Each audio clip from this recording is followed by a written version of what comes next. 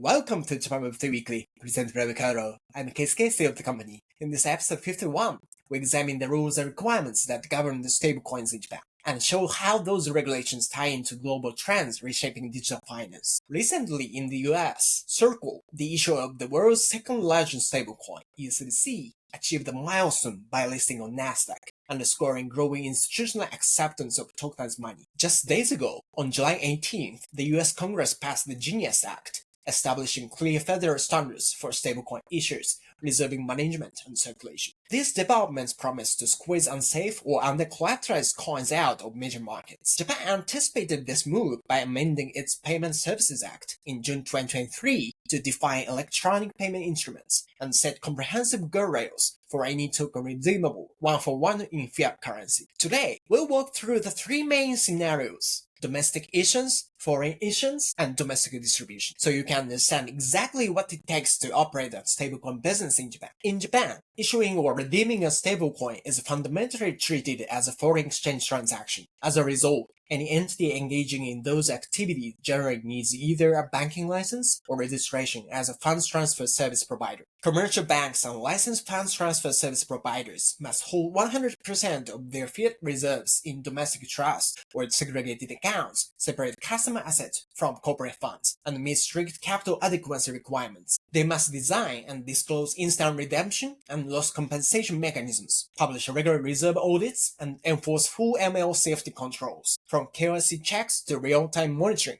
and FATF travel rule compliance. Trust companies occupy a special carve-out. Specific trust companies issuing specified trust beneficiary rights can conduct issuance and redemption of trust-type stablecoins without a banking license or funds transfer registration, provided they meet stringent trust requirements. However, both funds transfer service providers and these specialized trust companies face practical caps: a per transaction limit of 1 million Japanese yen or retention rule for custodial holding, reflecting the need to align with existing financial regulations and mitigate risks. On June 6th, the Diet passed a further amendment that relaxes how trust-type stablecoin issuers may manage up to 50% of their backing assets in highly liquid instruments, namely under 3 months Japanese or US government bonds or negotiable term deposits in the same currency, so long as any principal shortfall must be immediately topped up by the trustee.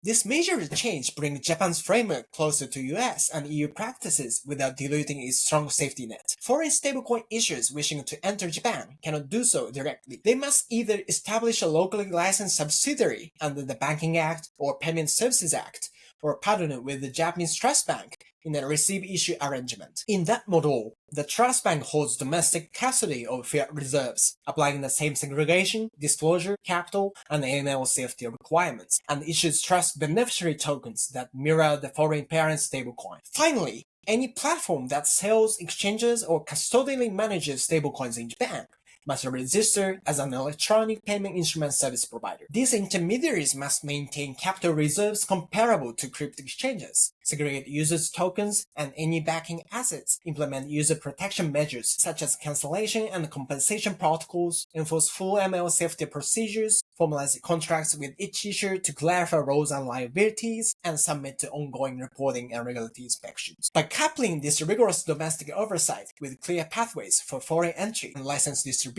Japan has crafted a stablecoin framework that balances security and innovation. Investors gain confidence from well-defined rules and reserve audits. Businesses benefit from reliable digital liquidity channels, and as global standards evolve through the Genius Act, Europe's MiCA, or FSB guidelines, Japan is already well positioned to integrate and interoperate with leading jurisdictions. That wraps episode 51 of Japan Web3 Weekly. At Wakyodo, we help global Web3 companies successfully enter and expand within the Japanese market, providing strategic insights and comprehensive market research. If you enjoyed today's episode, please like, subscribe, and share. See you next Monday for another exciting exploration of Japan's vibrant Web3 ecosystem.